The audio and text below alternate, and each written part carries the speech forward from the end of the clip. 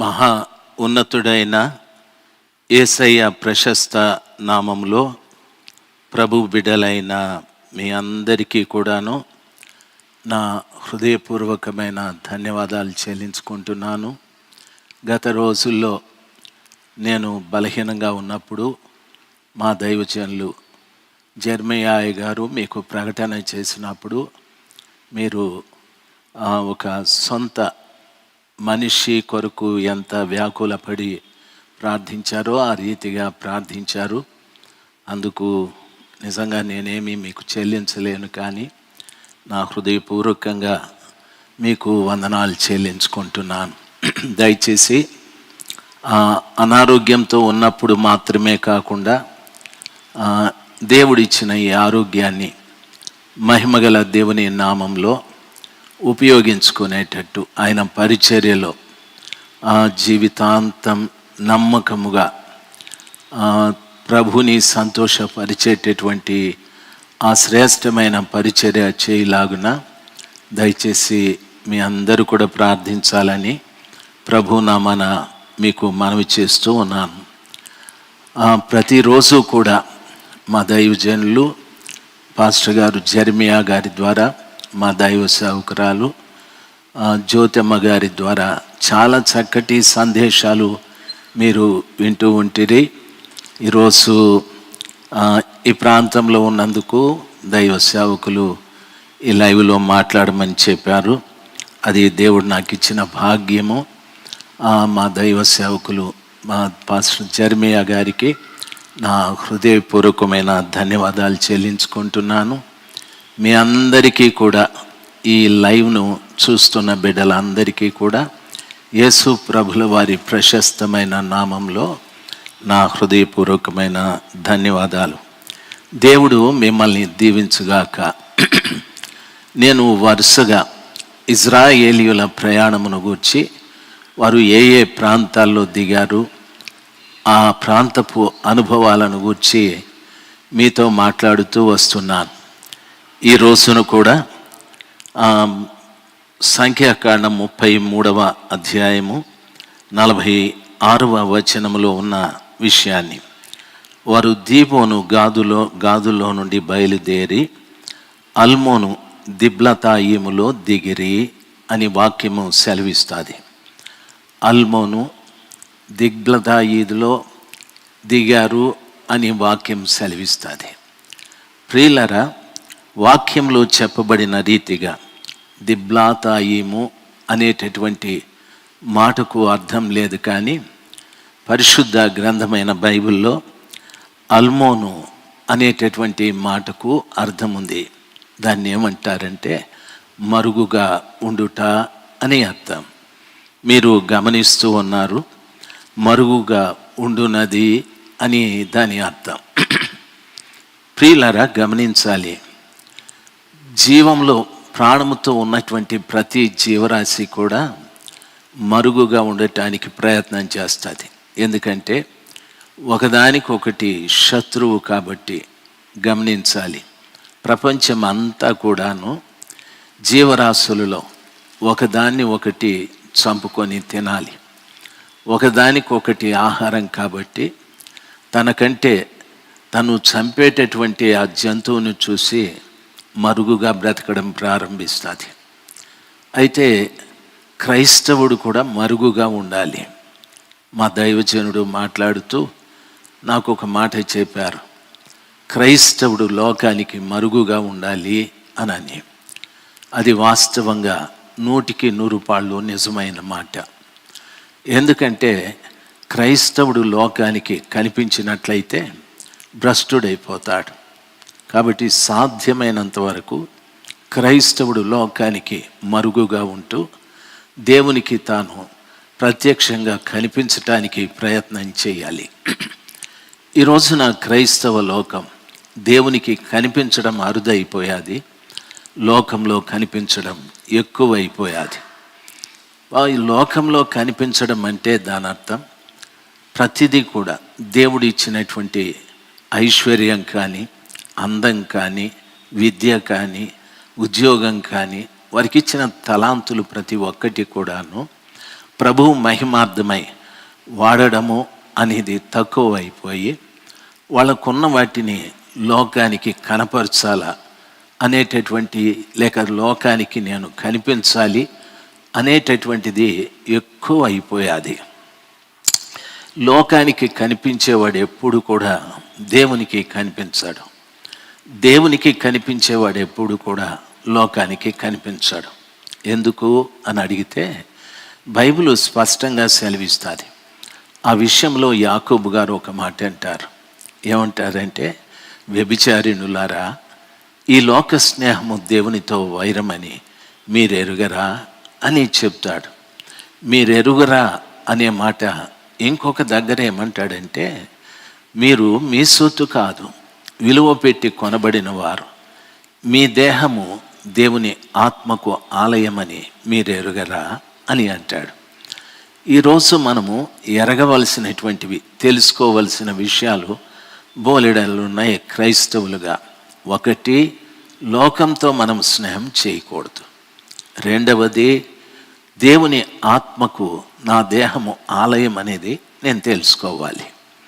నేను దేవుని ఆత్మకు ఆలయం, ఎందుకంటే నేను నా సొత్తు కాదని బైబిల్ సెలవిస్తుంది. నేను విలువ పెట్టి కొనబడిన వాడను. చాలామంది అంటారు కదా, మేము రక్షించబడ్డాం అని అంటాం కదా. రక్షించబడడం అంటే అర్థం ఏమిటంటే, నేను రక్షించబడక మునుపు పాపం చేస్తూ ఉన్నాను, పాప జీవితాన్ని జీవిస్తూ ఉంటిని, నేను సాతానుడి దగ్గర ఉండేవాడిని. అయితే కృపగలిగినటువంటి దేవుడు నన్ను చూసి నేను ఉపయోగపడతానని, ఆయన తనకు ఉపయోగపడతానని నన్ను ఎరిగి ఆ ప్రభుల వారు ఆ సాతానుడి వద్ద నుండి నన్ను కొనుక్కున్నాడు. ఏమిచ్చి కొనుక్కున్నాడు అంటే, ప్రభు తన సొంత రక్తమిచ్చి నన్ను కొనుక్కున్నాడు. ఎందుకు కొన్నాడు అని అడిగితే, యేసు ప్రభు అంటాడు. ఆయన చెప్పిన మాట ఏమిటంటే, ఆకాశ పక్షులకు గూళ్ళు ఉన్నాయి, నక్కలకు బొరియలు ఉన్నాయి, మనుష్య కుమారుడు తలవాల్చుకోవటానికి చోటు లేదని చెప్పాడు. యేసు ప్రభుల వారు భూమి మీద ఉన్నప్పుడు ఆయనకు చోటు ఇచ్చింది ఒకటే, అదేమిటంటే సిలువ. ఆ సిలువ దగ్గరే ఆయనకు చోటు దొరికేది. ఆయన చనిపోయి భూస్థాపన చేద్దామన్నా ఆయనకు సొంత సమాధి లేదు. అరిమతయి యోసేపు సమాధిలో ఆయనను భూస్థాపన చేశారు. అందుకని ప్రభుల వారు తాను పంపేటటువంటి పరిశుద్ధాత్మ నాలాగా ఉండకూడదని మనలందరినీ కూడా కొనుక్కున్నాడు. ఆయన కొనుక్కొని మనలందరినీ కూడా ఆయన ప్రశస్తమైన రక్తంతో కడిగి పవిత్రపరిచి, ఆ తరువాత ఆ పరిశుద్ధ ఆత్మని మనం పొందుకోవాలని చెప్పాడు ఆయన.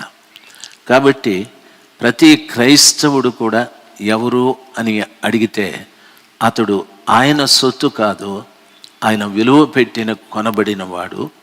ఎందుకంటే దేవుని ఆత్మకు ఆ దేహము ఆలయముగా ఉండాలి అనేటటువంటి దేవుని ఉద్దేశం.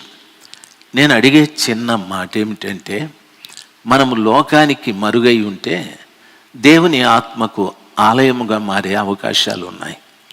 మనం లోకంలోనికి వెళ్ళిపోతే సాతానుడికి ఆలయాలుగా మనం ఉంటాం.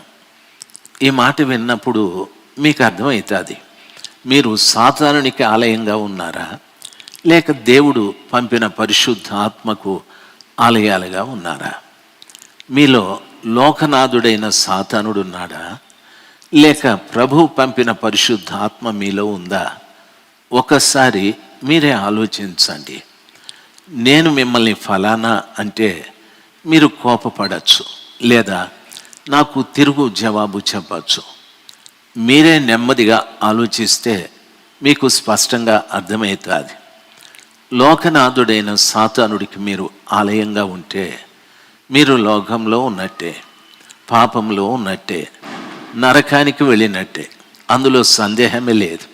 అయితే సర్వశక్తిమంతుడైన దేవుని ఆత్మకు ఆలయంగా ఉంటే మీరు నిత్యత్వంలోనికి వెళ్ళటానికి సందేహాలు, అడ్డంకులు ఏమీ కూడా లేవు. కాబట్టి ప్రియ దైవ జనాంగమా, దేవుని పిల్లలుగా లోకానికి మనం ఎంత మరుగుగా ఉంటే అంత మంచిది.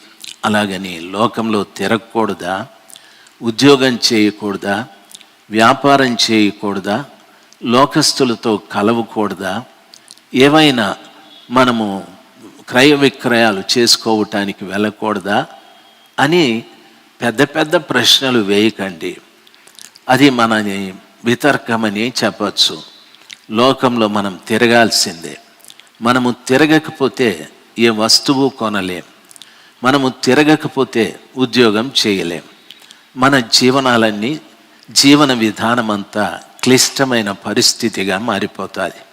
అయితే లోకంలో ఉండాలి, లోకంలో పని చేసుకోవాలి. అయితే లోకానికి సంబంధించినటువంటి కార్యములకు అతీతంగా మనం ఉండాలి, దూరంగా ఉండాలి. ఆ లోక మాలిన్యం మనకు అంటకుండా సాధ్యమైనంత శుభ్రంగా మనం బ్రతకటానికి నేర్చుకోవాలి. ఎందుకు అని అడిగితే, నీవు దేవుని ఆత్మకు ఆలయం కాబట్టి. ఎందుకు అని అడిగితే, ఒక పర్యాయము ప్రభుల వారు చీకటిలో ఉన్న నిన్ను ఆశ్చర్యకరమైన వెలుగులోనికి నడిపించాడు కాబట్టి తిరిగి నువ్వు చీకటిలోకి వెళ్ళకూడదు అనే ఆలోచన, ఆ ఉద్దేశం దేవుడిది. కాబట్టి ప్రభునందు ప్రియమైన వారలారా, పరిశుద్ధ గ్రంథమైన బైబిల్లో చెప్పబడిన రీతిగా అల్మోను దిబ్లాతాయిములో వాళ్ళు దిగారు. అంటే అల్మోను అనగా మరుగు చేయబడినది అని చెప్పచ్చు, లేక దాచబడినది అని కూడా చెప్పచ్చు, లేకుంటే కనిపించకుండా ఉండేది అని కూడా చెప్పచ్చు. ఒక మంచి మాట, మరుగు చేయబడింది. మనము దేని చేత లోకానికి కనిపించకుండా మరుగు చేయబడగలం? ఒకటి, క్రీస్తు రక్తము ద్వారా మనం మరుగు చేయబడగలం. రెండవది, ఆయన వాక్యము ద్వారా మనము మరుగు చేయబడగలం. మూడవది, పరిశుద్ధాత్మ ద్వారా మనము మరుగు చేయబడగలం. ప్రియులారా, ఈ మూడు మనల్ని లోకంలోనికి వెళ్ళకుండా, లోకానికి కనిపించకుండా యేసు ప్రభుల వారి రక్తం, యేసు ప్రభుల వారి వాక్యం, యేసు ప్రభుల వారి ఆత్మ మనల్ని వెనకబెట్టి అవి కనిపించకుండా, లోకానికి లోక కార్యములకు కనిపించకుండా మరుగు చేస్తూ వస్తాయి. అయితే చాలా మట్టుకు ఈ రోజున మనుషులు లోకానికి కనిపించాలనే కుతూహలం ఎక్కువ. ఒక పాట పాడే వ్యక్తి అయినా, నాలాగా ప్రసంగించే వ్యక్తి అయినా, ఒక వాయిద్యం వాయించే వ్యక్తి అయినా, లేక సంపాదించే సంపాదకుడైనా, ప్రతి వాడు కూడా తాను లోకానికి కనిపించాలి, తానెవరో లోకానికి తెలియాలనే ఆశ ఎక్కువగా పనిచేస్తూ ఉన్న రోజులు ఇవి. అందుకని ప్రవక్త యిర్మీయా గారు ఒక మాట అంటారు. ఆయన ఏమంటారంటే, జ్ఞాని తన జ్ఞానమును బట్టి కానీ, శూరుడు తన శౌర్యమును బట్టి కానీ, బలవంతుడు తన బలమును బట్టి కానీ అతిశయించకూడదు.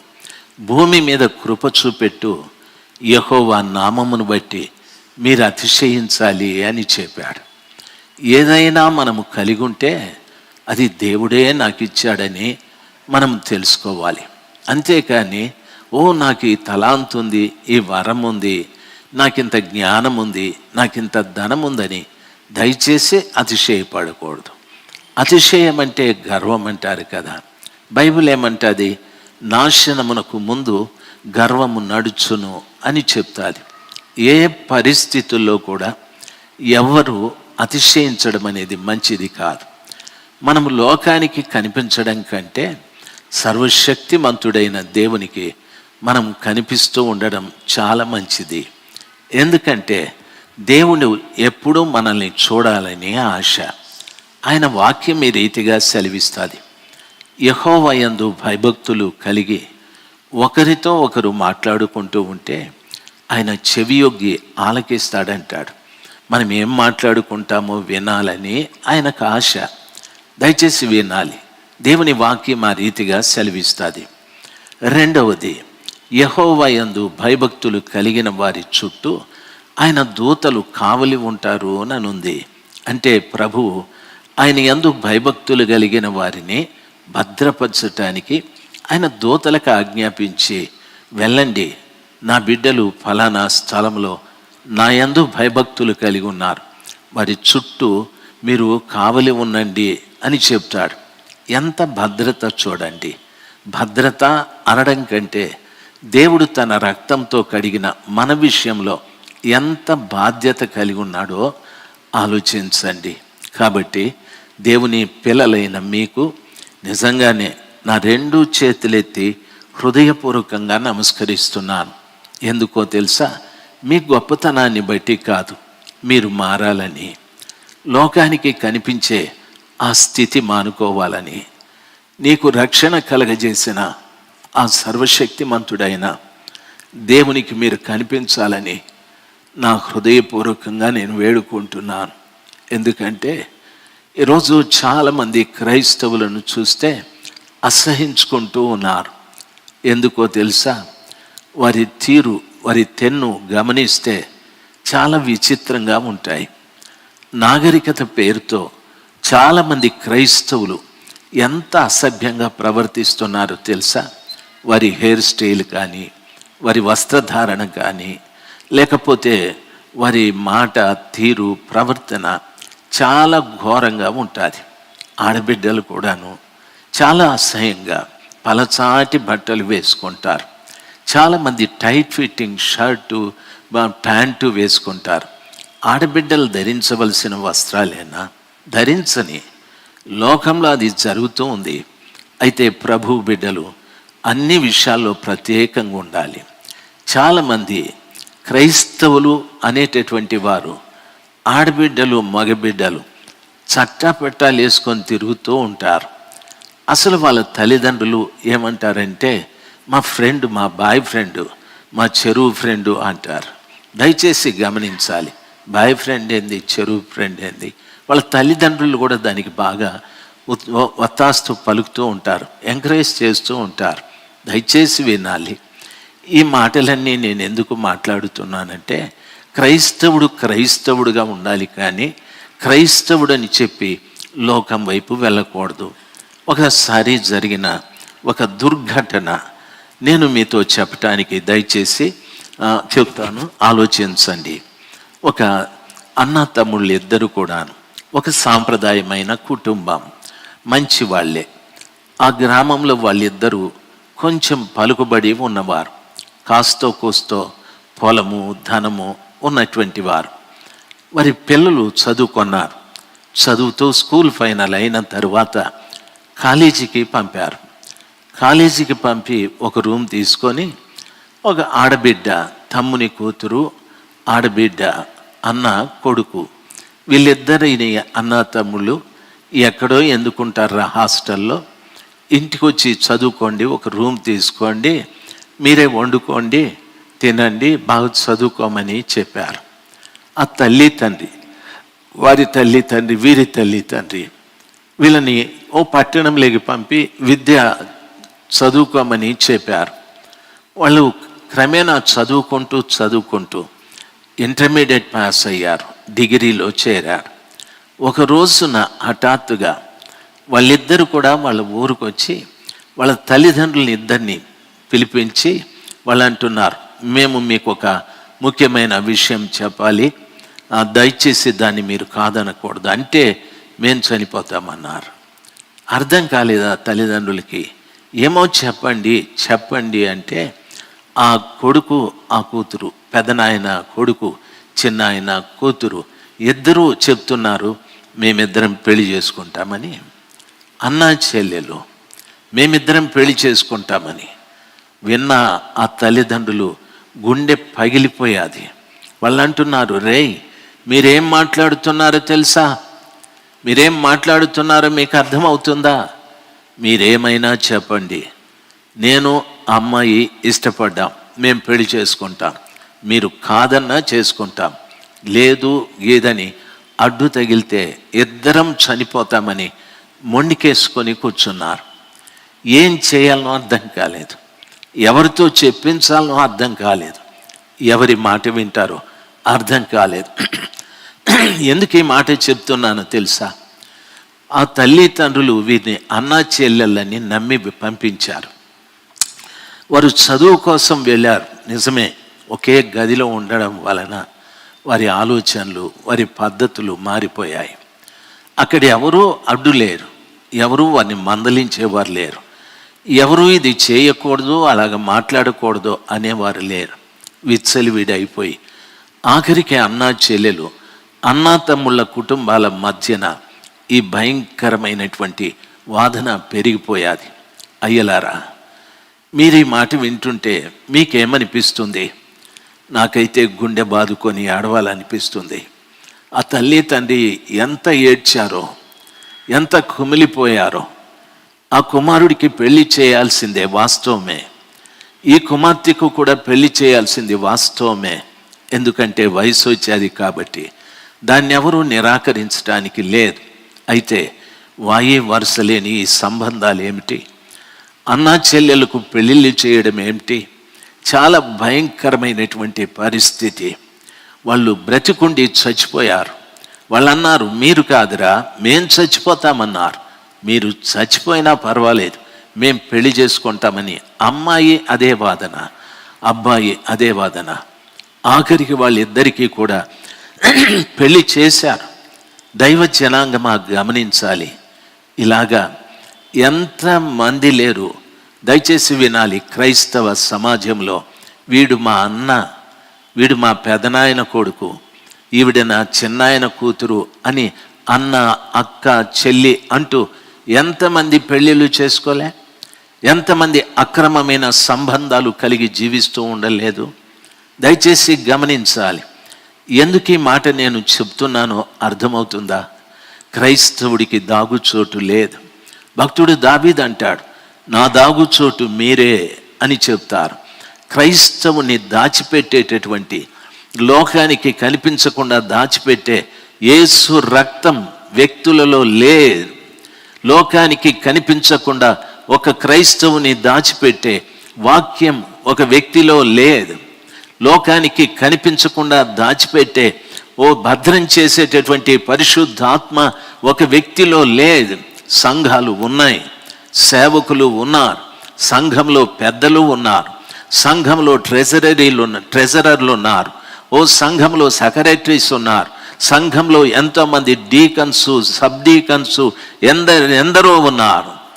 అయితే ఆ సంఘంలో ఉన్న వ్యక్తుల్ని దాచే ఆ దేవుని వాక్యం, పరిశుద్ధాత్మ, ఆయన రక్తం లేదు. సంఘాలలో ఇవి లేవు, మిగిలినవన్నీ ఉన్నాయి. చాలామంది చెప్తారు, నన్ను అడుగుతారు, మీ చర్చిలో కొయర్ ఎంతమంది ఉన్నారు అంటారు. ఎవరూ లేరురా బాబు, మాకు పాడేవాడే లేడు అని అంటా. అయ్యో, ఇన్నేళ్ళు మీరు సేవ చేసి పాడేవాడు లేడా అంటే, ఎప్పుడన్నా నేనే కొంచెం పాడుకుంటాను రా బాబు, మా పాడేవాడే లేడు, ఏం సచ్చేదని. ఇంకా కొంతమంది అడుగుతారు, ఎన్ని ఇన్స్ట్రుమెంట్స్ ఉన్నాయని. ఏం చేయనరా, వాయించే వాళ్ళు లేరు. అయ్యయ్యో, అవి లేవు, ఇవి లేవు. ఏమున్నాయి మీ చర్చిలో? యేసు ప్రభు ఉన్నాడు రా ప్రభువా, యేసు ప్రభు ఉన్నాడు, ఆయన తప్ప ఏమీ లేవు. మరి అవునా? నేను అడుగుతాను, ఇన్ని అడిగితే నన్ను, మీ చర్చిలో ఉన్నాడా యేసు ప్రభు? చెప్పురా ధైర్యంగా. వాడు చెప్పలేడు. దయచేసి గమనించాలి. చాలామంది ఇవి అడుగుతున్నారు. చాలామంది ఇంకేమంటారు తెలుసా? మా చర్చి ఎంత పెద్దదో తెలుసా అంటారు. ఎంత పెద్దదో నాకేం తెలుసురా, నాకు తెలీదు. మీ చర్చి ఎంత పెద్దది, ఎంత పెద్దదో ఏం చేసేదిరా? ఎందుకు ఆ మాట అంటావు? దాంట్లో గురుగులు ఎన్నో, గోధుమలు ఎన్నో, ఎవడురా తెలుసుకున్నది? దయచేసి గమనించాలి. చాలామంది ఇలాంటి వాటి మీద చెప్తూ ఉంటారు. మా చర్చిలో డెకరేషన్ ఎంత బాగుందో తెలుసా అంటారు. ఒరే, నీ డెకరేషన్ కాలిపోనని. డెకరేషన్ సంగతి దేవుడు అడుగురా. నేను అడిగేది దేవుడు తెలుసా? యేసు ప్రభుల వారు ఉన్నారా లేదా అది చెప్పమంటే చెప్పలేరు. ప్రియ దైవ జనాంగమా, ఈ మాటలు వింటున్నప్పుడు ఒక పెద్ద మందిరం అవసరం లేదని నేను చెప్పడం లేదు. చర్చికి చక్కటి డెకరేషన్ అవసరం లేదని నేను చెప్పడం లేదు. చర్చిలో కార్యవర్గం, సెక్రటరీ, ట్రెజరర్, కమిటీ మెంబర్స్ ఉండాలి, ఉండకూడదని నేను చెప్పడం లేదు. అయితే ఇవన్నీ ఉండి యేసు ప్రభు లేకపోతే ప్రయోజనం ఏముంది? నిన్ను దాచే ఆయన రక్తం, నిన్ను దాచే ఆయన వాక్యం, నిన్ను దాచే పరిశుద్ధాత్మ లేకపోతే నీవు లోకానికి బహిరంగంగా కనిపిస్తున్నట్టే కదా. లోకానికి నువ్వు బహిరంగంగా కనిపిస్తే ఏం జరుగుతుందో తెలుసా? లోకనాథుడైన సాతానుడు సులభంగా ఏదో ఒక పాపంలో నిన్ను పట్టి లాక్కు వెళ్ళి తన దగ్గర పడేసుకుంటాడు. నీకు తెలియదు. నువ్వు అనుకుంటావు మాకు చర్చ్ ఉంది, లేకపోతే మేము అనాదిగా క్రైస్తవులము, ఇదిగో నా పేరు పేతురు గారు, నా కొడుకు పేరు యాకోబు గారు, ఏదో బైబిల్లో పేర్లన్నీ వరుసగా నీ వంశానికి పెట్టుకున్నావు. దయచేసి గమనించాలి, పరిశుద్ధ గ్రంథమైన బైబిల్లో చెప్పబడిన రీతిగా నీకు దాగుచోటున యేసు ప్రభుల వారు ఆయనే నిన్ను మరుగు చేయాలి.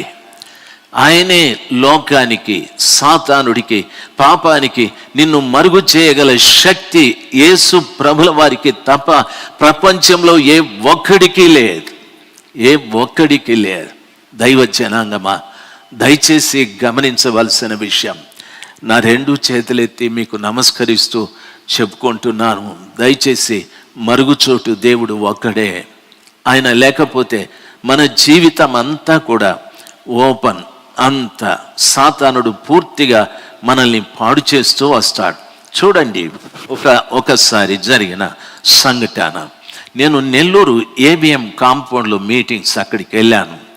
ఆ 2వ రోజు 3వ రోజు నన్ను భోజనానికి పిలిచారు ఒక కుటుంబం. ఆ దైవ సేవకులు నేను ఇద్దరం వెళ్ళాం. ఆ ఇంట్లో వెళితే అందరూ స్త్రీలే కనిపిస్తూ ఉన్నారు. అందరూ 40 ఏండ్ల వయసు పైబడిన వారే. ఒక వృద్ధ తల్లి, దాదాపు 70 సంవత్సరాల వయసు ఉంటుంది. వాళ్ళు అట్లా నిలబడి మాకు భోజనం కొరకు ఏదో చేస్తూ ఉన్నారు. నేను మాట్లాడుతూ ఆ పెద్దావిడితో అన్నాను, అమ్మ మీ ఇంట్లో ఎవరు మగోళ్ళు కనిపించలేదే, కారణమేమి అని అన్నాను. ఆమె ఎంత కోపగించుకొని నాతో మాట్లాడిందో తెలుసా? నాకు అన్నం కూడా పెడదని చెప్పి అనుకున్నాను. మగోడి పేరే ఎత్తద్దనింది. ఒరే నాయన, ఇది ఎక్కడ గొడవా? మగోడి పేరు ఎత్తద్దంటే అది నేను మగోడే కదరా బాబు, నా పరిస్థితి ఏమీనని నేను ఆ పాస్టర్ గారిని చూసిన. ఆయన చూస్తే ఆయన అన్నాడు, సైలెంట్గా ఉండు బాబు, మనకు అన్నం కూడా పెడదామే అన్నట్టు చూసినాడు ఆయన. ఇంకా నేను సైలెంట్గా అయిపోయినాను అని ఆమె మొదలుపెట్టింది. అయ్యా క్షమించండి, నేను అంత కోపంగా మాట్లాడినందుకు బాధపడద్దండి, మగవాళ్ళంటే నాకు ఇష్టమే లేదనింది 2వసారి. మేము మగవాళ్ళే కదరా బాబు, ఇష్టం లేదంటే ఎందుకు పిలిపించినట్టు ఈమె అని నేను, సరేమ్మా మంచిది, మేము బయలుదేరతాం ఇంకా అన్నాను. నాకు కొంచెం తలతెక్కే, మేము బయలుదేరతామని చెప్పి అన్నాను. అనేలోపుగా ఆమె అనింది, మిమ్మల్ని కాదంటే మేము మగవాళ్ళు కాదనా? ఇద్దరు మగవాళ్ళే కదా, ఆయన కాదేమో ఆయన పెట్టండి, నేను పోతాను, నేను మగవాడు అని చెప్పి అన్నాను. అంటే ఆయన క్షమించని. ఏంది క్షమించమ్మా, నేను అడిగింది ఏంది, నువ్వు నాకు చెప్పేది ఏంది? మగవాళ్ళు అంటేనే ఎవడో మగవాడు, వాని పేరు చెప్పి వాడు ఇష్టం లేదని చెప్పు, మమ్మల్ని అంటావేంది నువ్వు అన్నానికి పిలిచి అని అంటే ఆమె అంటుంది, క్షమించండి. ఇంకా ఆడగుంపంతా చేరి సారీ అండి, ఎక్స్క్యూజ్ మీ అండి, ఏందో ఇంగ్లీష్ మాటలు చెప్పి క్షమించమని. సరే అమ్మా క్షమించినాం కానీ అన్నం పెట్టండి అని. ఇంక అంతే కదా, మాకు ఇంక వేరే పని ఏముంది అక్కడ. ఈ పిల్లలందరూ చిన్నగా ఉండేటప్పుడు నా భర్త నన్ను వదిలేసి వెళ్ళిపోయినాడు అన్నాడు. వాడు మంచి పని చేసినాడు అనుకున్నా, ఇంత గయ్యాలతో వాడు ఎట్లా బతుకుతాడు రా స్వామి, వాడు అందుకే పారిపోయిండేది. క్షమించండి, నేను అట్లా అన్నందుకు మీరే అన్న పారిపోయారు. ప్రియులారా గమనించాలి, ఆ మాట ఆమెని చాలా దుఃఖపడుతూ బాధపడుతూ అనింది. ఆ చిన్న బిడ్డలు, అప్పటి నుండి ఈ బిడ్డల్ని నేనే కష్టపడి చదివించానండి. చేపల మార్కెట్లో చేపలు అమ్ముకుంటూ ఈ బిడ్డలు నేను చదివించుకున్నానండి. ఈ బిడ్డలందరూ PG చేశారు. ఈ బిడ్డలందరూ ఇప్పుడు లెక్చరర్స్గా పనిచేస్తున్నారు అని. నాకు నువ్వు ఉండనేమో ఉండదు. నేను అన్నా, మరి వీళ్ళకు పెళ్లి చేయలేదా అన్నాను. అదిగో మళ్ళా మగవాళ్ళు మాట్లాడుతూ ఉన్నాం అనింది. పెళ్లి చేయలేదంటే చేయలేదనింది.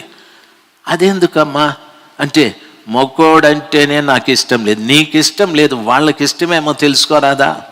దయచేసి గమనించాలి, ఎంత చాదస్తపు మనిషి అంటే, ఆ 4 కుమార్తెలకి పెళ్లి చేయకుండా నాకు జరిగిన మోసం ఎక్కడ జరుగుతుందోనని ఆ బిడ్డలకు పెళ్లి చేయకుండా అట్లే వదిలిపెట్టేసి, అది 40 ఏండ్లు పైబడి ఉంటుంది ఒక్కొక్కరికి, ఆడబిడ్డలకి. నిజంగా నాకు చాలా బాధ అనిపించాలి. ఒక ఆమెకు జరిగిన నష్టం ఇంకొకరికి జరుగుతుందని ఆ బిడ్డల్ని కూడా అలాగే అవివాహితుల్నిగా చేసి పెట్టేశారు. ప్రియులారా, ఎందుకు ఈ మాట నేను చెప్తున్నాను అని అడిగితే, లోకమది, దేవుని కాపుదల లేదా కుటుంబానికి. విద్య ఉంది, ఆ ఇంటి పైన రాసుకున్నారు విద్యా నిలయం అని. విద్యా నిలయమే, దేవుని నిలయం కాదది. ఆ ఇంట్లో వాళ్ళు కూడా మందిరానికి వెళ్తారు, ఆ ఇంట్లో వాళ్ళు కూడా పెద్దగా చదువుకున్నారు, లెక్చరర్లు. అయితే వాళ్ళు లోకం ఆ ఇంట్లో విలయతాండవం చేస్తూ ఉంది. లోక సంబంధమైన భయాలు ఎక్కువగా పట్టుకున్నాయి. ఈ రోజున చాలా కుటుంబాలు విద్యావంతులని చెప్తారు, కానీ ఆ విద్యకు తగిన బుద్ధి లేదు చాలా మందికి. ప్రియులారా, చాలా మట్టుకు ప్రజలు ఈ రోజున లోకంతో కలిసిపోయారు, పాపంతో కలిసిపోయారు, శత్రువైన సాతానుడితో కలిసిపోయారు. దయచేసి గమనించాలి. ఇలాంటివి నేను దరిదాపు ఒక 34 సంవత్సరాల నుండి ఆ మహాదేవుని యొక్క పరిచర్య చేస్తూ ఉన్నాను. ఇన్ని చెప్పగలను నేను. ఇన్ని లోకంతో కలిసిపోయిన కుటుంబాలు, యేసు ప్రభుల వారి పేరు చెప్తూ లోకంలో జీవిస్తున్న వారు లెక్కలేనంత మంది ఉన్నారు. ప్రియులరా, దయచేసి గమనించాలి. లోకంలోనికి వెళ్ళి ఎందరో నాశనమైపోయారు, ఎందరో పాడైపోయారు, ఎందరో చెడిపోయారు, ఎందరో పతనమైపోయారు, ఎన్నో కుటుంబాలు విచ్ఛిన్నమైపోయాయి, ఎందరో రోడ్డున పడి ఒక భిక్షగాళ్ళలాగా తిరుగుతూ ఉన్నారు. దయచేసి గమనించాలి. నా యేసు క్రీస్తు ప్రభుల వారు, ఆ కృపగల దేవుడు, ఆయన రక్తముతో మనల్ని కడిగి లోకానికి కనిపించకుండా భద్రం చేయాలని ఆయన ఆశ. అయితే చాలామంది మనుషులు ఆ మహిమగల దేవుని ఎదుట, ప్రభా నా దాగుచోటు మీరే అని తమ భద్రత కొరకు ప్రార్థించకుండా వీళ్ళు చాలా మట్టుకు తప్పులు చేసి వీళ్ళు దేవునికి కనిపించకుండా దాక్కునే జనం ఎక్కువైపోయారు. చాలా తప్పులు చేసి దేవునికి కనిపించకుండా దాక్కుంటున్న మనుషులు బోలెడంతమంది అయిపోయారు. మీరు బాగా ఎరుగుదురు. మొదటి వ్యక్తి అయిన ఆదాము కూడా అంతే కదా, హవ్వమ్మ తల్లి కూడా అంతే కదా. మనం సులభంగా చెప్తాం, వారు తినకూడదని చెప్పిన పండు తిని వారు దిగంబరులైపోయారని. దేవుడు వారిని పిలిచినప్పుడు, ఆదమా నీవెక్కడున్నావు అని పిలిచినప్పుడు భయపడి నేను చెట్ల చాటున దాక్కున్నాను, నేను సిగ్గుపడిపోయాను అని చెప్పాడని మనం అంటూ ఉంటాం. ప్రియులరా, దాక్కోవడం అనేది, దేవుని మాట విని దాక్కోవడం అనేది, దేవుని స్వరం విని దాక్కోవడం అనేది, దేవుడు ఉన్నాడు, దేవుడు వస్తున్నాడని చెప్పి దాక్కోవడం అనేది అక్కడ ప్రారంభమయ్యాది. మన మొదటి తండ్రిలో ప్రారంభమయ్యాది, మన మొదటి తల్లిలో ప్రారంభమయ్యాది. అది క్రమేణా అందరికీ ప్రాగిపోయాది. నాకు కూడా. దయచేసి గమనించవలసిన విషయం, దేవుని పిల్లలుగా ఈరోజు దేవుని వాక్యాన్ని వింటున్నటువంటి బిడ్డలు, యేసు ప్రభుల వారి ఆగమనపు దినమున సంఘమా ఇక్కడికి రా అని పిలిచినప్పుడు ఎంతమంది ధైర్యంగా ఆయన ఎదుట నిలబడగలరు? ఎంతమంది ఆయన్ను చూసి పారిపోగలరు? ప్రియులారా, గమనించాలి. మహోన్నతుడైన దేవుని ఎదుట మనకు దాగుచోటు లేదని చెప్తాది. కాబట్టి పరిశుద్ధ గ్రంథమైన బైబిల్లో చెప్పబడిన రీతిగా ప్రతి క్రైస్తవుడికి ఒక దాగుచోటు నా యేసు ప్రభుల వారు, నా రక్షకుడైన యేసు ప్రభుల వారు. చూడండి, యెహోషువ గ్రంథం 7వ అధ్యాయం 19వ వచనము, 20వ వచనం, 21వ వచనాన్ని చదువుతాను. యెహోషువ గ్రంథం 7వ అధ్యాయం 19, 20, 21 వచనాలు. అప్పుడు యెహోషువ ఆకానుతో, నా కుమారుడా, ఇజ్రాయేలు దేవుడైన యెహోవాకు మహిమను చెల్లించి ఆయన ఎదుట ఒప్పుకొని నీవు చేసిన దానిని మరుగు చేయక నాకు తెలుపమని నిన్ను వేడుకొనుచున్నానని చెప్పగా, యెహోషువ చాలా గొప్ప దైవ సేవకుడు ఆయన యెహోషువ అంటున్నాడు, నా కుమారుడా, ఎంత వినయంగా నువ్వు చేసిన దానిని మరుగు చేయకుండా నాకు చెప్పయ్యా, నీ దేవుడైన యెహోవాని సేవించయ్యా, నువ్వు చేసిన తప్పుని చెప్పయ్యా అని బ్రతిమలాడుతూ ఉన్నాడు. దేవునికి ఏది కూడా నువ్వు మరుగు చేయకుండా చెప్పాలి అని అంటూ ఉన్నాడు. అయ్యలారా, యెహోషువ అనేటటువంటి మాటకు అర్థం యెహోవా రక్షణ అని అర్థం. దయచేసి గమనించాలి. ఈ రోజున యెహోవా రక్షణ అయిన యేసు క్రీస్తు ప్రభుల వారు ఈ లైవ్ చూస్తున్న ప్రతి బిడ్డతో మాట్లాడుతూ ఉన్నాడు. ఏమనో తెలుసా? గమనించాలి. నా కుమారుడా, ఇజ్రాయేలు దేవుడైన యెహోవాకు మహిమను చెల్లించి ఆయన ఎదుట ఒప్పుకొని నీవు చేసిన దానిని మరుగు చేయక నాకు తెలుపుమని యెహోషువ ఆకానుతో అన్నట్టు యేసు ప్రభుల వారు ఈ రోజున నీతో అంటున్నాడు. తమ్ముడు, అమ్మ, నీతో అంటున్నాడు. నా కుమార్తె, నా చెల్లి, నీతో అంటున్నాడు. నువ్వు చేసిన దానిని మరుగు చేయక నాతో చెప్పమని నా యేసు ప్రభుల వారు అంటున్నారు. ఆయనతో చెప్తే ఏం జరుగుతుంది?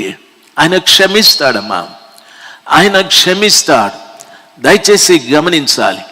ఆయన సిలువలో కార్చిన ప్రశస్తమైన రక్తముతో నిన్ను కడిగి పవిత్రపరుస్తాడు. తల్లి, పవిత్రపరుస్తాడు. తమ్ముడు, ఈరోజు దేవుడు నీకు ఇచ్చిన ఓ చక్కటి అవకాశం.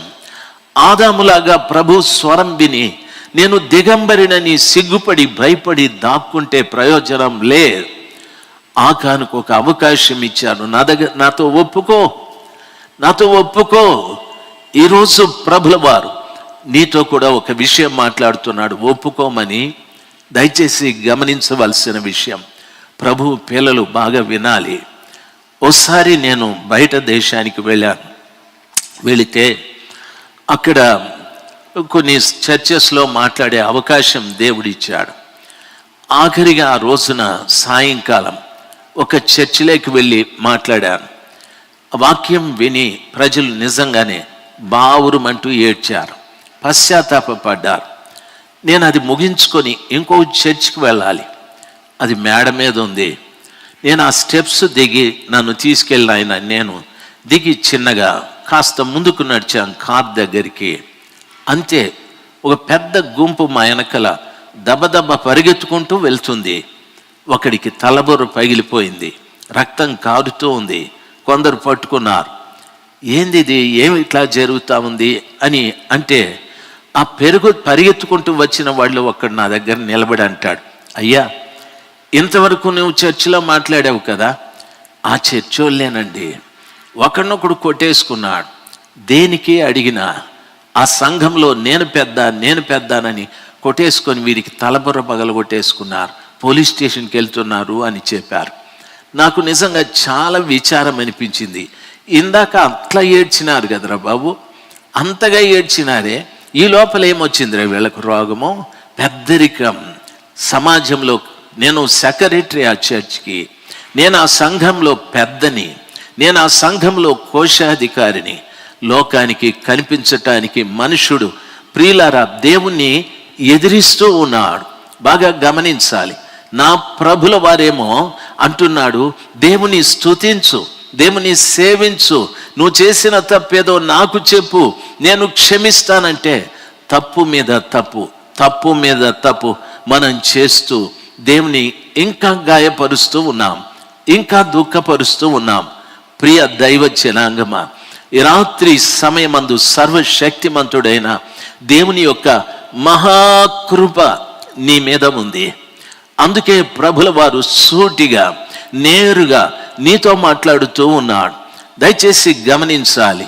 ఒకవేళ నువ్వు చేసిన తప్పిదం నీ భార్యకు తెలియదేమో, నీవు చేస్తున్న పాపం నీ భర్తకు తెలియదేమో, లేక నువ్వు చేస్తున్న తప్పిదాలు మీ తల్లిదండ్రులకు తెలియవేమో, మీరు చేసే తప్పిదాలు మీ దైవ సేవకుడికి తెలియదేమో. ఈ రోజున పరమ యెహోషువ అయిన యేసు క్రీస్తు ప్రభుల వారు నేరుగా ఆకానుతో యెహోషువ అడిగినట్టు, నా కుమారుడా, నీవేం చేశావో నాతో ఒప్పుకోవయ్యా, నాతో ఒప్పుకో, నా దగ్గర చెప్పు అని ఆయన్ని అడిగినట్లుగా ప్రభు నిన్ను అడుగుతూ ఉన్నాడు. ఆ రోజున యెహోషువ దగ్గర ఆకాను తప్పు ఒప్పుకున్న శిక్ష ఉంది. అయితే ఈరోజు తప్పు ఒప్పుకున్న వానికి శిక్ష లేదు, క్షమాపణ ఉంది. నా దేవుడు క్షమిస్తాడు. వింటున్న దైవ జనాంగమా, ఆ సర్వశక్తిమంతుడైన దేవుని కనికరం మన అందరి మీద ఉంది. అందుకే ఆయన ప్రేమతో మనల్ని అడుగుతూ ఉన్నాడు. ఆ కృపగల దేవుడు ఆయన మనల్ని ఆ ధర్మశాస్త్ర ప్రకారముగా కంటికి కన్ను పంటికి పన్ను అని ఉంటే నేను ఎప్పుడో చచ్చుండేవాడిని, మీరు ఇప్పుడు చచ్చుండేవాళ్ళు. అయితే ఆ రీతిగా కాదు. సర్వశక్తిమంతుడైన దేవుని యొక్క కనికరం, ఆ ధర్మశాస్త్ర సంబంధమైన నియమాలు యేసు ప్రభులో వారు మార్చి మనలందరినీ కూడా ఆయన ప్రేమ కిందికి తెచ్చుకున్నాడు. నీవెక్కడున్నావు అంటే యేసు ప్రభుల వారి ప్రేమ దగ్గర, ప్రేమ చాటున నీవున్నావు. తప్పు చేసిన వ్యక్తి అయినా, పాపం చేసిన వ్యక్తి అయినా నిన్ను ప్రేమిస్తున్నాడు తల్లి, నిన్ను ప్రేమిస్తున్నాడు. దయచేసి గమనించాలి. ఆయన అంటున్నాడు, నేను ఒక మంచి షీనారు పై వస్త్రమును, 200 తులములు వెండిని, 50 తులముల ఎత్తుగల బంగారు కమ్మిని నేను చూచి వాటిని ఆశించి తీసుకొంటిని. ఇదిగో నా డేరా మధ్య అవి భూమిలో దాచబడి ఉన్నవి. ఆ వెండి దాని క్రింద ఉన్నదని ఉత్తరమిచ్చి తాను చేసినదంతా ఒప్పుకొనేను అని 21వ వచనంలో చెప్తున్నాడు. దయచేసి కాస్త నేను ఆత్మీయంగా మీతో మాట్లాడుతాను, మీరు జాగ్రత్తగా గమనించాలి. దోపుడు సొమ్ములో ఒక మంచి షీనారు పై వస్త్రం. దోపుడు సొమ్ము అంటే దయచేసి ఎవడికి దొరికింది వాడు దోచుకోవచ్చు. అయితే ఇక్కడ వారి నాయకుడు చెప్పింది ఏమంటే అది శాపగ్రస్తమైన పట్టణం, దానిలో ఏమీ తీసుకోకూడదు, అందరినీ చంపేసేయండి అని చెప్పారు. ఆయన ఏమంటాడో తెలుసా? మంచి షీనారు పై వస్త్రం, వెండి, బంగారము ఇవన్నీ కూడా నేను ఆశించి చూసి వాటిని ఆశించి తీసుకొంటిని, వాటిని నా డేరా మధ్య భూమిలో దాచిపెట్టాను అని అంటాడు. నేను కాస్త ఆత్మీయంగా చెప్తాను, బాగా గమనించాలి. ఈ స్థలంలో మంచి షీనారు పై వస్త్రము అని అన్నాడు. ప్రియులారా, దాన్ని మనం ఈ విధంగా అనుకుందాం. నీవు క్రైస్తవుడి కదా, నీ క్రైస్తవుడైన నీవు ప్రభు దగ్గరికి వస్తే నీకు రక్షణ వస్త్రాన్ని కప్పుతాడయన, నీకు రక్షణ వస్త్రాన్ని కప్పుతాడు పరలోకపు తండ్రి, నిన్ను రక్షింపచేస్తాడు. అయితే గమనించాల్సిన విషయం రెండవది, వెండి అంటే రక్షణ.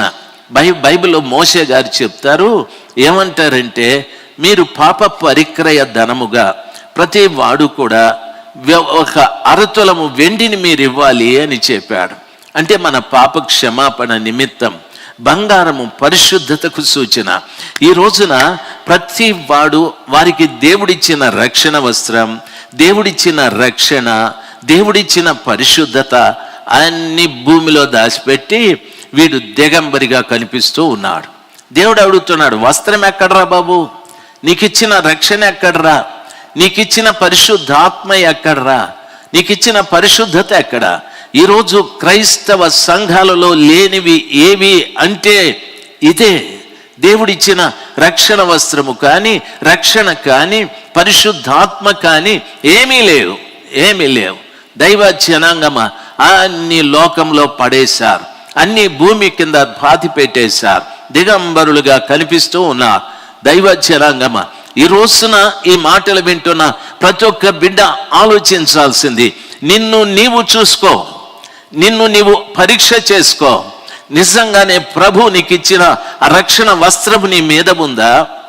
దేవుడు నీకు ఇచ్చిన ఆ పాపాలను కడిగి నీకు ఇచ్చిన రక్షణ ఉందా? ఆ కృపగల దేవుడు నీకు ఇచ్చిన పరిశుద్ధత ఉందా? ఇవేవి లేవంటే నీవు ఆకాన కంటే నిజంగా ఘోరమైన వ్యక్తివి. ఇలాగ నువ్వు ప్రియులారా, ప్రభువు నీతో మాట్లాడినప్పుడు ఆయన్ను సమీపించి క్షమించమని ప్రాధేయపడకపోతే ఓ గొప్ప శిక్షకు నువ్వు పాత్రుడు కావలసి వస్తుంది.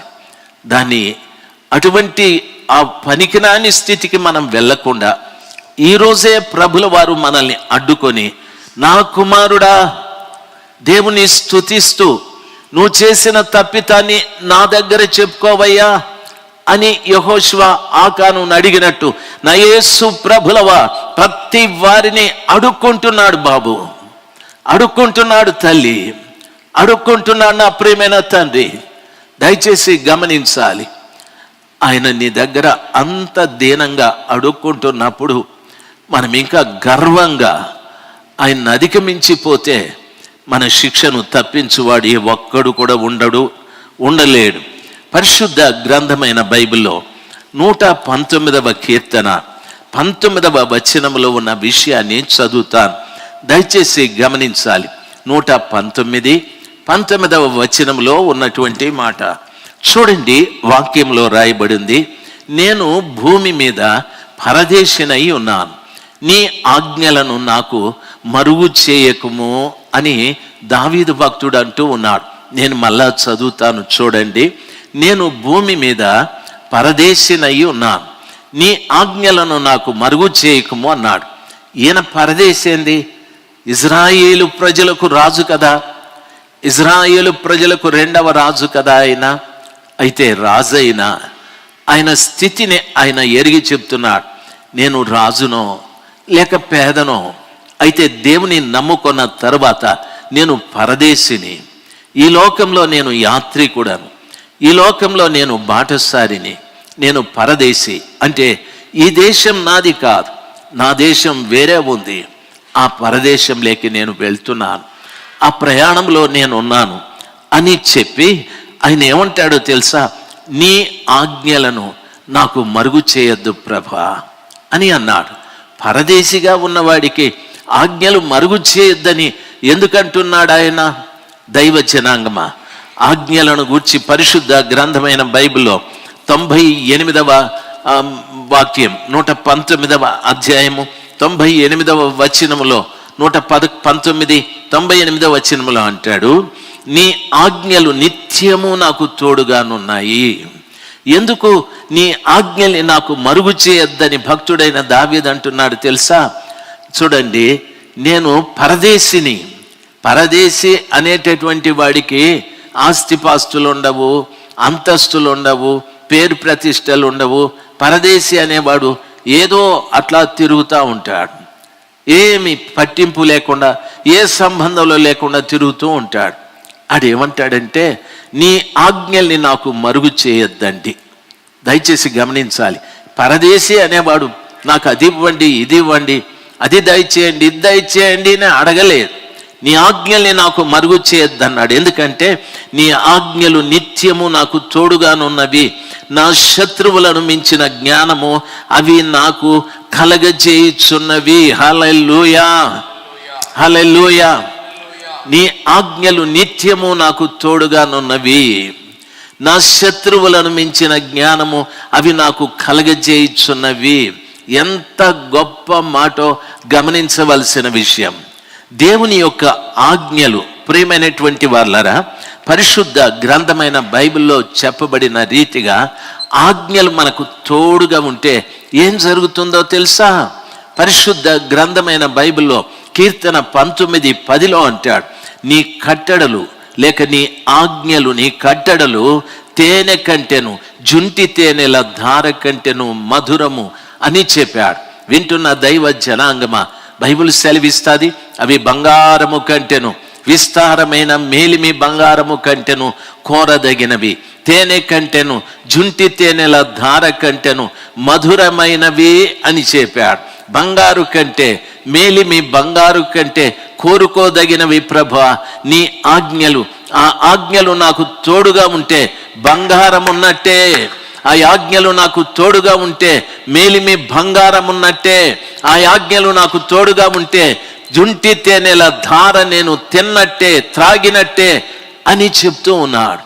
ప్రియులరా, ఆలోచించవలసిన విషయం, ఈ రోజున సర్వశక్తిమంతుడైన దేవుని పాదముల చెంత ప్రతి వారు కోరుకోవాల్సింది, ప్రపంచంలో ఎవరైనా గమనించాలి, ఈ దేశాన్ని పరిపాలిస్తున్న మోడీ గారైనా, ఈ మన రాష్ట్రాన్ని పరిపాలించే కేసీఆర్ గారైనా, పక్క రాష్ట్రాన్ని పరిపాలించే జగన్ గారైనా, ఎంత పెద్ద అధికారులైనా పరదేశులే. ఈ లోకంలో ఏది వారికి స్థిరం లేదు. బాగా గమనించాలి. మా తండ్రి గారు ఉండేటప్పుడు మా ఇంటిని చూసి సుందర్రాజు గారి ఇల్లు అనేవారు. ఆయన చనిపోయినాడు, నేనున్నాను, రాజశేఖర్ ఇల్లు అంటారు.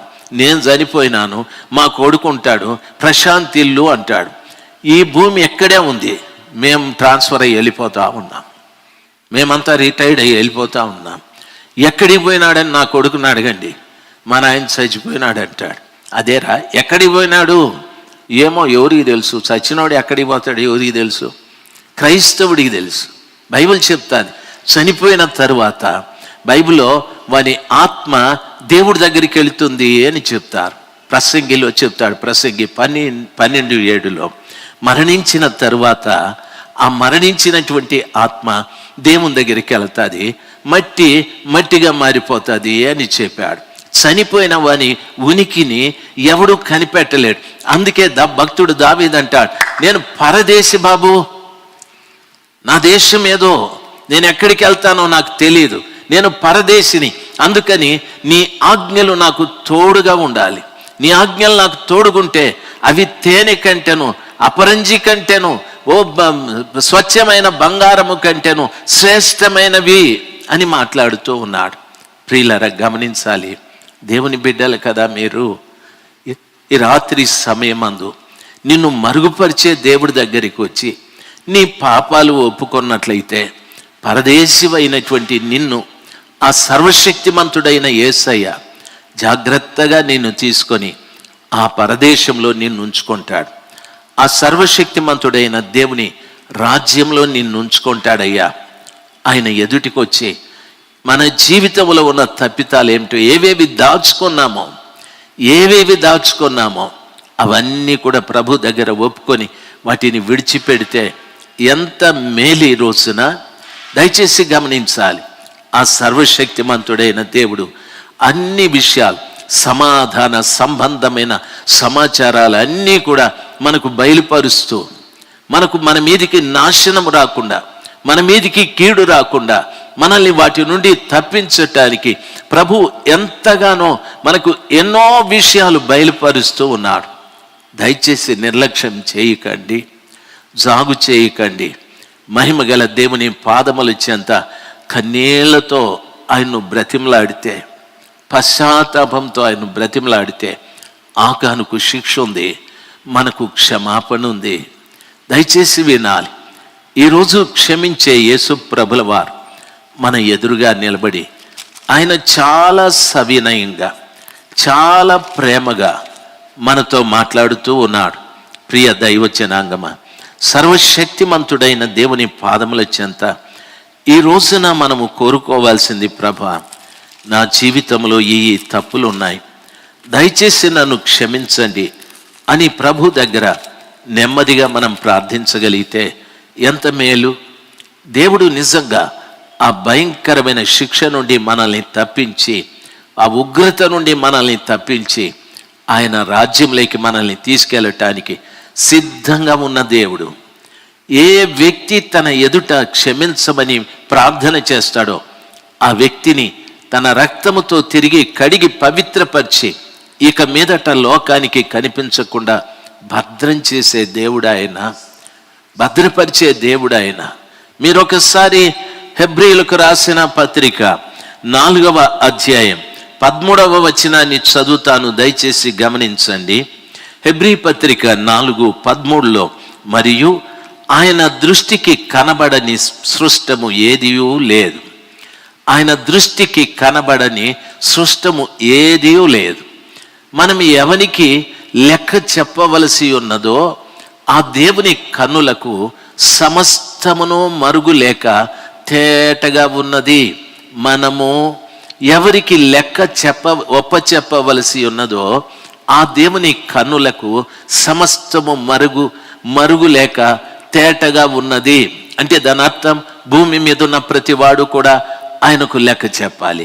మనం ఎవరికి లెక్క చెప్తామో ఆయన ఈ కన్నుల ఎదుట అంత ఏ మరుగు లేకుండా తేటగా కనబడుతుంది. దయచేసి వినాలి. రాజశేఖర్ పుట్టినప్పటి నుండి వాడు చచ్చిపోయేటంత వరకు ఆయన కన్నులకు తేటగా కనిపిస్తుంది. రెండవది, ఆయన కన్నుల ఎదుట మరుగేది లేదు. మూడవది, దైవ జనాంగమా, ఆయనకు నేను లెక్క ఒప్పచెప్పాలి. నేను పుట్టినప్పటి నుండి చచ్చేటంత వరకు నా జీవన విధానం ప్రతి ఒక్కటి నేను ఏమేమి చేశానో ఆ ప్రతి ఒక్కటి కూడా ఆయనకు లెక్క ఒప్ప చెప్పాలి. ఆయనకు మరుగైనది ఏదీ లేదు. దయచేసి గమనించాలి. ఈరోజు ఏదైనా నేను తప్పు చేస్తే మా దైవజనులు జెర్మియా గారు, నాయన మీరు ఇది చేశారంటే, లేదు బాబు నా మీద ఎవరో ఊరికే చెప్తున్నారు అని నేను దాన్ని మరుగు చేయొచ్చు. అయితే బైబిల్ సెలవిస్తాది, నా యేసు క్రీస్తు ప్రభుల వారి కనుదృష్టి ఎదుట మరుగైనది ఏదీ లేదు. ఆయన ఎవరు అంటే ప్రతి దానికి ఆయన ఎదుట నేను లెక్క ఒప్ప చెప్పవలసిన వాడను. ఆ లెక్క ఒప్ప చెప్పవలసిన దేవుడు నీవు పుట్టినప్పటి నుండి చచ్చేటంత వరకు ప్రతి ఒక్కటి ఆయన ఎరిగి ఉన్నాడు. ఆయనకు మరుగైనది ఏదీ లేదు, ఏదీ లేదు.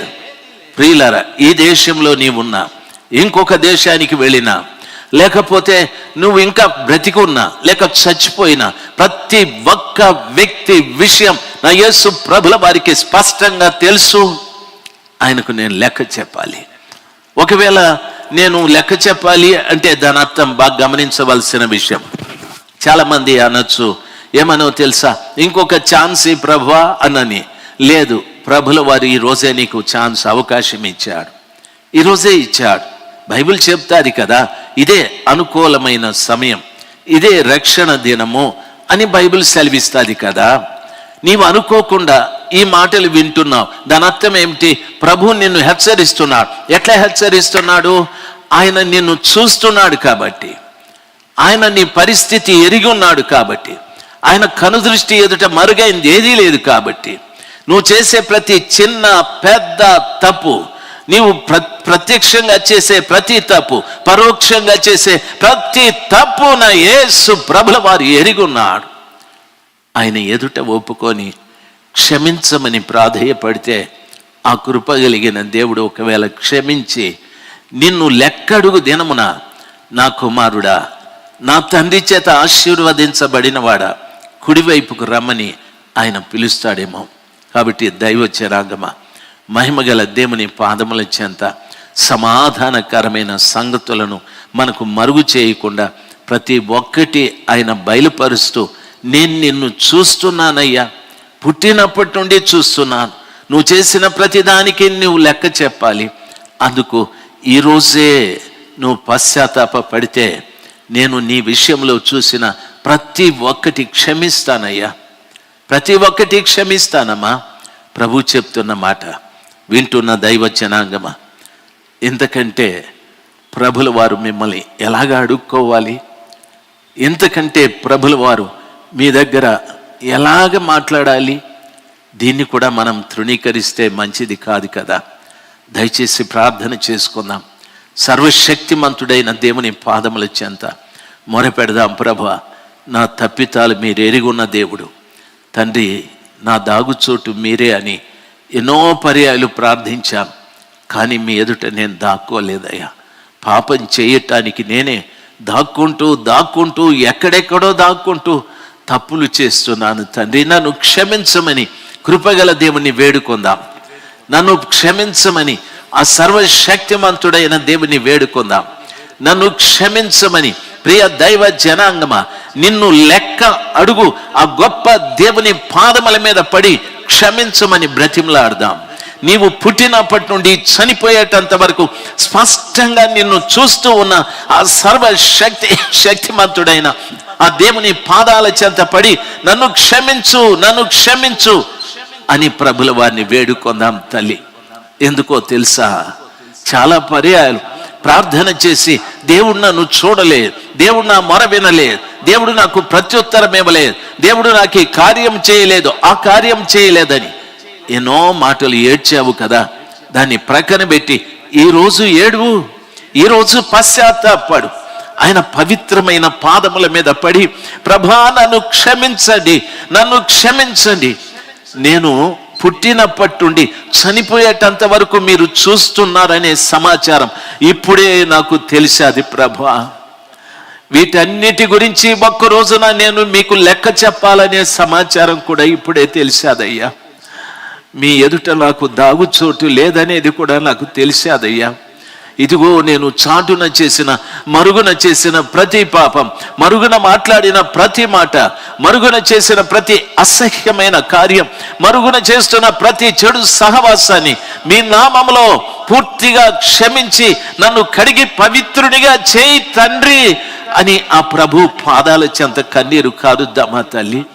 నా ప్రియమైన తండ్రి, యవనస్తుడా, యవనస్తురాలా, ఎన్నో శరీర ఇచ్చల కొరకు అన్న చెల్లి అనే సంబంధాలు కూడా మరిచిపోయి ఇష్టానుసారంగా లైంగికమైన చింతనలు, ఆ కోరికలు తీర్చుకోవటానికి ఇష్టానుసారంగా ప్రవర్తిస్తూ ఉండొచ్చు. దయచేసి రాత్రి సమయం అందు ఆయన పాదాల చెంతకు వస్తే ఆయన నిజంగా క్షమించే దేవుడు, ఆయన నిజంగా క్షమించే దేవుడు, ఆయన నిజంగా క్షమించే దేవుడు. ప్రభు ఏది నిన్ను గురించి ఎరుగకుండా మాట్లాడలేదు.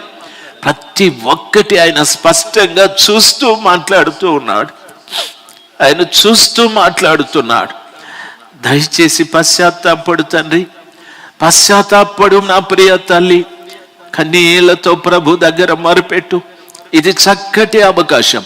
సర్వశక్తిమంతుడైన మా ప్రియ పరలోకపు తండ్రి, ఆది అంతమై ఉన్న మా దేవ, సర్వాధికారి, సర్వ సృష్టికర్త, మీ అనాది సంకల్ప ప్రకారముగా ఈ రాత్రి సమయమందు మా దాగుచోటు మీరే. అయితే మీ ఎదుట మేము దాక్కుని చేస్తున్న అసహ్యమైన కార్యాలు మాకు బట్టబయలు చేశావయ్యా, మాకు తెలియపరిచావయ్యా. నేను నమ్ముతున్నాను ప్రభా, మీ నామములో అనేక మంది పశ్చాత్తాపడుతున్నారయ్యా. మీ నామములో అనేక మంది కన్నీరు కారుస్తూ ఉన్నారు ప్రభా.